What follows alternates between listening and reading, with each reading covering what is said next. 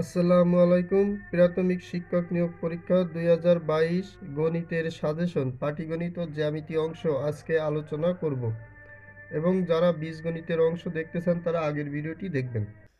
কোন ত্রিভুজের তিনটি বাহুকে বর্ধিত করলে উৎপন্ন বহিস্থ কোণ তিনটির পরিমাণ কত? এখন আমরা একটি ত্রিভুজ আঁকবো।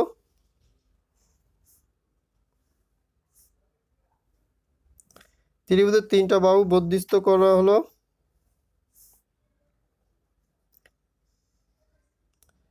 তাহলে একটা কোণ, দুইটা কোণ, তিনটা কোণ, এই তিনটা কোণের পরিমাণ কত হবে? ত্রিভুজের এই তিনটা কোণের পরিমাণ যদি 180 ডিগ্রি হয়, তিনটা কোণের পরিমাপ হলো 180 ডিগ্রি। তাহলে প্রত্যেকটি কোণ আমরা যদি 60 ডিগ্রি করে ধরি এবং পুরো কোণ যদি 180 ডিগ্রি হয়, তাহলে এখানে 180 ডিগ্রি থেকে 60 ডিগ্রি বাদ যাবে। এটাও একই নিয়মে, এটা যদি 60 ডিগ্রি হয় তাহলে এখানে 180 ডিগ্রি কোণ উৎপন্ন হয়েছে, 180 ডিগ্রি থেকে বাদ যাবে।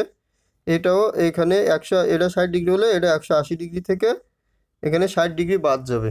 তাহলে এখানে তিনটি সরল কোণ পেয়েছি আমরা। বহিস্থ কোণ করলে পুরো ত্রিভুজ সহ তিনটি সরল কোণ, তাই তিনটি সরল কোণের পরিমাণ কত হয়? 180 গুণ 3, 3 × 24, 0 করতে 0, আর হলো 3 × 3 আর 2, 5, 540 ডিগ্রি হবে। এখন ত্রিভুজের তিন কোণের সমষ্টি কত? 180 ডিগ্রি। তাহলে 180 ডিগ্রি বাদ দিলে 0, 8 আর কয়ালি 14, 6 হলি হাতে 1, 2, 3, 360 ডিগ্রি হবে। উত্তর হবে 360 ডিগ্রি। একটি কলম ও বইয়ের মূল্য একত্রে 95 টাকা। কলমটির মূল্য 15 টাকা বেশি ও বইটির মূল্য 14 টাকা কম হলে বইটির মূল্য দ্বিগুণ হতো। বইটির মূল্য কত? এই অঙ্কটা আমরা অপশন ধরে করব। এখন যদি আমরা ধরি বইটির মূল্য সমান 46 টাকা,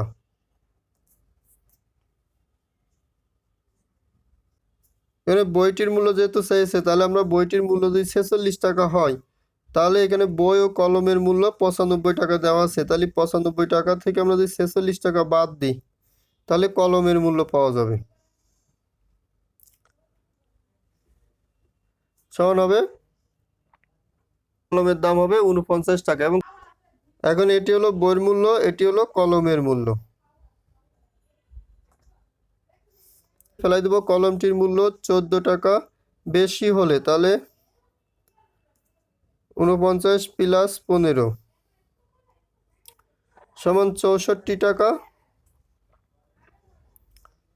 আর বইটির মূল্য হলো 46 থেকে মাইনাস হবে 14 টাকা সমান 32 টাকা। এখন এখানে 32 হলো 64-র অর্ধেক, তাহলে এখানে কন্ডিশনের সাথে মিলে যাচ্ছে। কলমটির মূল্য 15 টাকা বেশি হলে ও বইটির মূল্য 14 টাকা কম হলে বইটির মূল্য দ্বিগুণ হতো। তাহলে উত্তর হবে 46। কোনো সংখ্যার বর্গমূলের সাথে 10 যোগ করলে যোগফল 4-এর বর্গ হবে। ধরি সংখ্যাটি যদি x হয় এবং এর বর্গমূলের সাথে 10 যোগ করলে যোগফল 4-এর বর্গ হবে। তাহলে এই সংখ্যাটি এর সাথে এর বর্গমূল করলাম, এর সাথে 10 যোগ করব, 10 যোগ করলে সমান হবে কিসের? 4 স্কয়ারের। তাহলে সংখ্যাটি কত হবে? এখানে √x 4 × 4 = 16 -10, এখানে x সমান হবে 6 স্কয়ার সমান 36। অ্যান্সার। একটি বাড়ি 40 ফুট উঁচু। একটি ময়ের তলদেশ মাটিতে বাড়িটির দেয়াল থেকে 9 ফুট দূরে রাখা আছে। উপরে মইটি বাড়িটির ছাদ ছুঁয়ে আছে। মইটি কত লম্বা? এখন যদি একটি বাড়ি, এটা যদি বাড়ি হয় তাহলে এটা কত? 40 ফুট। এটা 40 ফুট উঁচু। মইয়ের তলদেশ বাড়ির দেয়াল থেকে 9 ফিট দূরে আছে, তাহলে এখান থেকে 9 ফিট দূরে আছে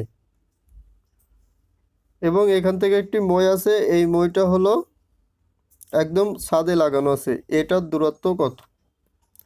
আমাদের এটা সমান বের করতে হবে। তাহলে যেহেতু এটা সমকোণী ত্রিভুজ হয়ে গেছে, তাহলে আমরা পিথাগোরাসের সূত্রে ফেলাতে পারি।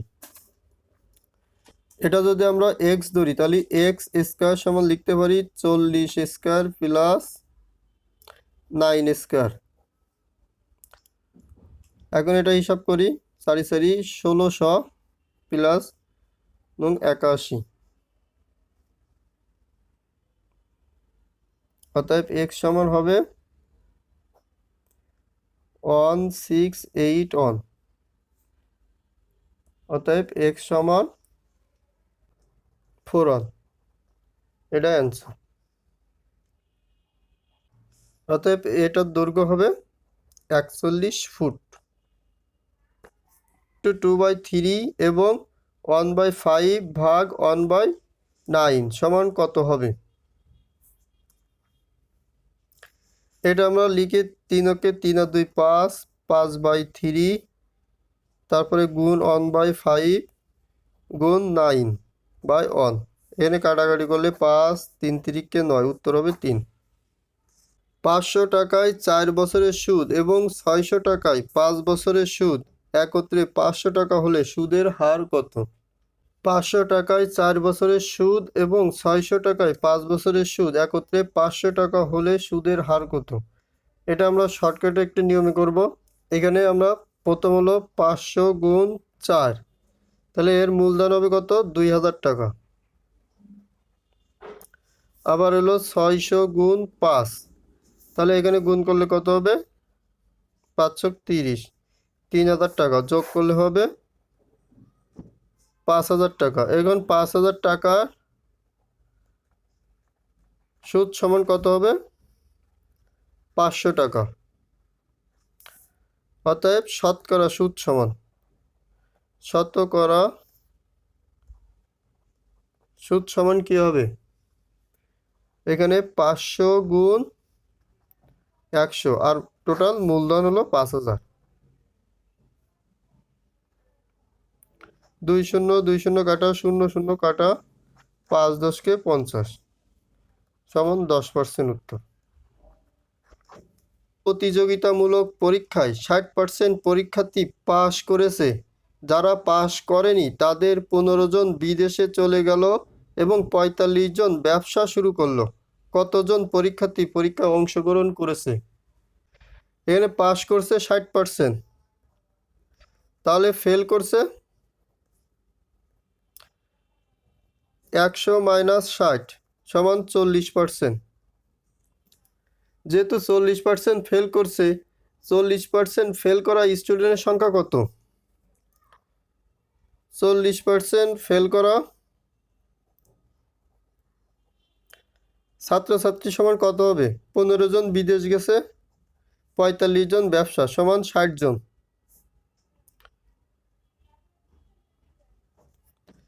40% যখন ফেল করছে তখন স্টুডেন্ট হলো 60 জন, তাহলে 1% যখন ফেল করবে তখন মোট স্টুডেন্ট হবে 60 ভাগ 40।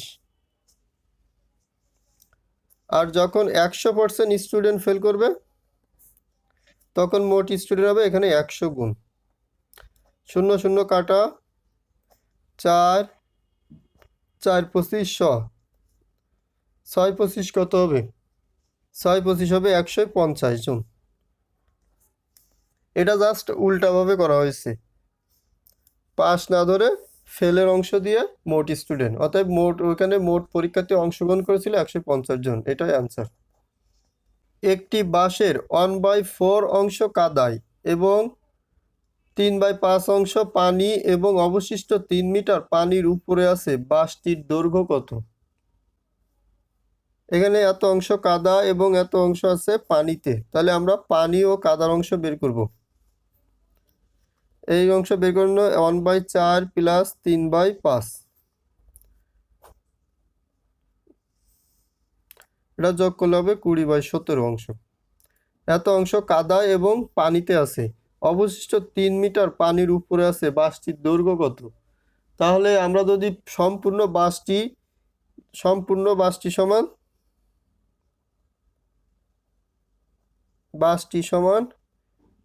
1 অংশ, তাহলে অবশিষ্ট বা পানির উপরে আছে 1 - 17/20, তাহলে 20 - 17 সমান 3/20 অংশ হলো পানির উপরে আছে।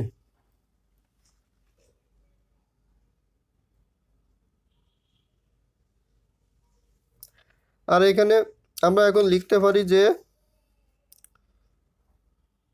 3/20 অংশ সমান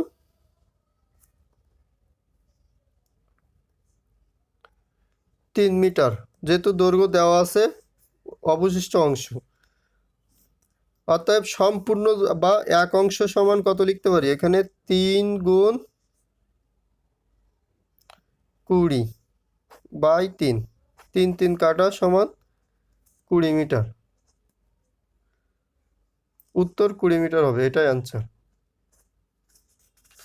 চাউলের মূল্য 20% বৃদ্ধি পাওয়াতে 750 টাকায় পূর্বাপেক্ষা 5 কেজি চাল কম পাওয়া গেল, 1 কেজি চালের পূর্ব মূল্য কত? এখন 20% বৃদ্ধিতে মূল্য বেড়ে দাঁড়ালো কত? 120 টাকা। যা আগে 100 টাকায় পাওয়া যেত, এখন তার জন্য দিতে হচ্ছে 120 টাকা। তাহলে যদি বর্তমান মূল্য 120 টাকা হয়, তাহলে পূর্ব মূল্য কত ছিল? 100 টাকা। বর্তমান মূল্য 1 টাকা হলে 100/120, এবং বর্তমান মূল্য যদি এখন 750 টাকা সে দেয়, তাহলে 100 × 750/120 টাকা। শূন্য, এখানে শূন্য বাদ দিব, 4 দিয়ে কাটবো, 3 4 12, 4 25 100, 3 3 15 75, এটা গুণ করলে হবে 625 টাকা পূর্ব মূল্য। তাহলে তিনি যে চাল কিনতেন তার বর্তমান মূল্য হলো 750, আর পূর্ব মূল্য ছিল 625 টাকা, কিন্তু তিনি এই 750 টাকা দিলে যদি পূর্বের মূল্য থাকতো, তাহলে 5 কেজি চাল বেশি পেত, তাহলে 5 কেজি চালের মূল্য কত? এখানে 5 কেজি চালের মূল্য হবে 750 - 625 টাকা সমান 125 টাকা। অতএব 1 কেজি চালের মূল্য কত হবে? 1 কেজি চালের পূর্ব মূল্য ছিল 125/5, 5 25 125 টাকা সমান 25 টাকা, আনসার। অতএব 1 কেজি চালের পূর্ব মূল্য ছিল 25 টাকা। 0.001/0.1 গুণ 0.1 সমান কত হবে? তাহলে আমরা যদি দশমিক তুলে দিই, এখানে দশমিকের জন্য 1 নিব, আর 1 2 3, 1 2 3 এখানে গুণ দিব। এই দশমিকের জন্য আমরা 1 নিব, 0, দশমিকের জন্য 1 নিব, 0, 0 কাটা 0 কাটা 0 কাটা 0 কাটা, তাহলে থাকলে হলো মাত্র 1/10, 1/10 সমান এটা উত্তর।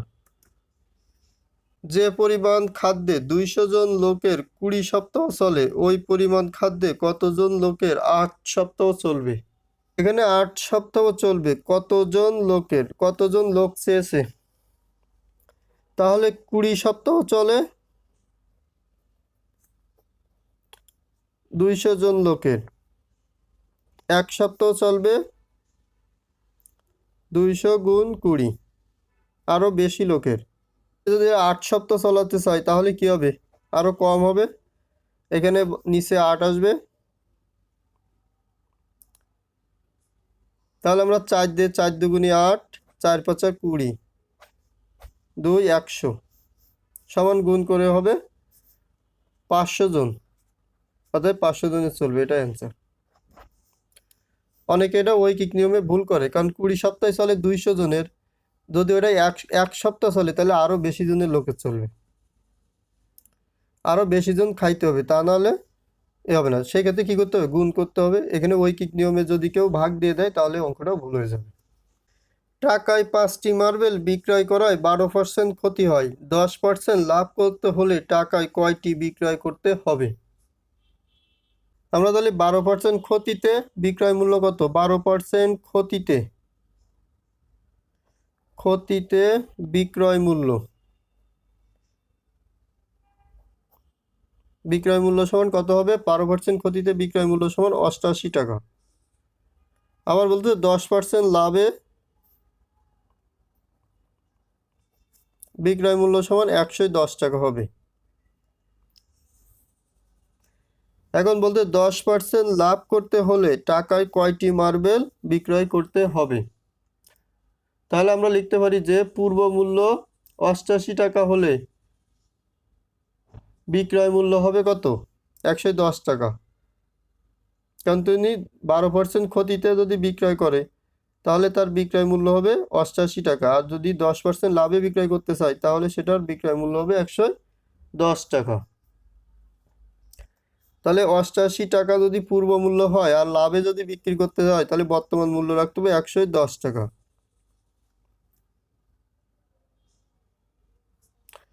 এখানে যদি 1 টাকা হয় তাহলে 110/88। এখানে 1 টাকার আগে বের করে নিই। এখানে 11 10কে 11 10 11 110, 11 10কে 110 আর 8 11 88, তাহলে হবে 10/88। তাহলে পূর্ব মূল্য 1 টাকা হলে বর্তমান মূল্য তার রাখতে হবে 10/8 টাকা। তাহলে তার বিক্রয় করতে হবে এখানে 10/8 টাকায়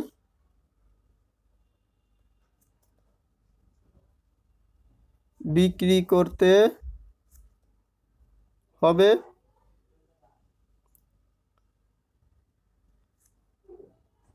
5টি মার্বেল।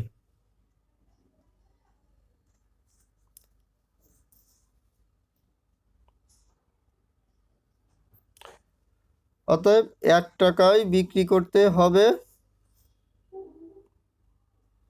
5 গুণ 8/10, এতটি মার্বেল সমান, এটা কাটাকাটি করলে হবে 4টি, 5 2 4, 4টি মার্বেল বিক্রি করতে। তাহলে তার 1 টাকায় কয়টি? এখানে টাকা হলো 5টি বেচতে, এখন 1 টাকায় তার 4টি মার্বেল বেচতে হবে, এটাই অ্যান্সার। 7500 টাকা 1:2:3:4:5 অনুপাতে ভাগ করলে বৃহত্তম ও ক্ষুদ্রতম অংশের পার্থক্য কত? তাহলে অনুপাত রাশিগুলোর যোগফল করতে হবে 1 2 গুণ 3 গুণ 4 গুণ 5, যোগ করলে হবে 15। তাহলে বৃহত্তম সমান কত হবে? 7500 গুণ বৃহত্তম সবচেয়ে বড় 5, তাহলে 5/15, 5 5 25, 15 কে 15, 5 15 75 সমান হবে 5 5 2500। অতএব ক্ষুদ্রতম হবে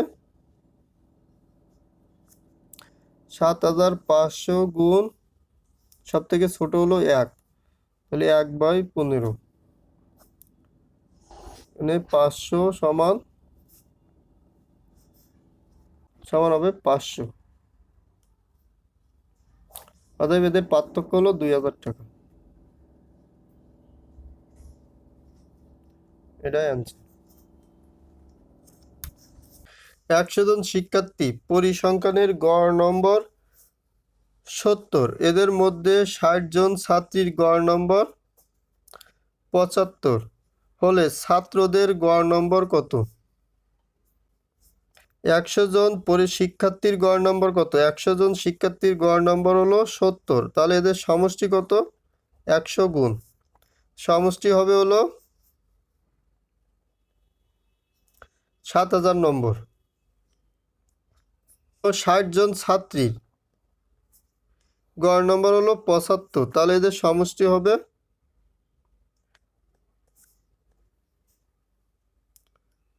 গুণ করলে হবে হলো 4500 নম্বর। অতএব এখানে ছাত্রদের গড় নম্বর কত হবে? ছাত্র হলো 100 মাইনাস 60 সমান 40 জন। 40 জনের নম্বরের সমষ্টি হবে, বিয়োগ করলে হবে হলো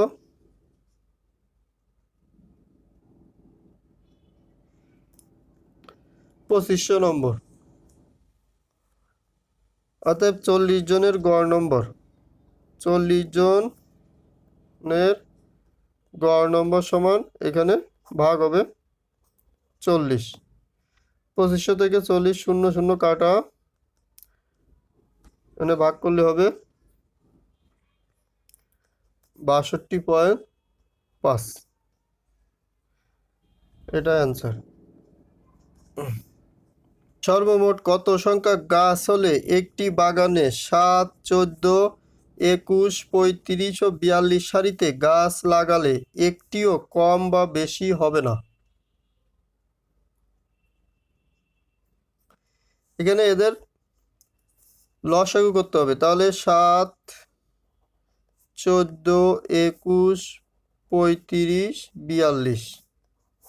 প্রথমে 7 বাদ দিব, 7 7, 7 দুগুণে 14, 3 7 21, 5 7 35, 6 7 42। এবার 2 বাদ দিই, 1 1 3 5 3, আবার 3 বাদ যাবে, 1 1 1 5 1। তাহলে 5 দুগুণে 10 আর হলো 3 7 21। 10 গুণ 3 7 21 সমান 210। এতটি গাছ হলে একটিও অবশিষ্ট থাকবে না। এতই আনসার।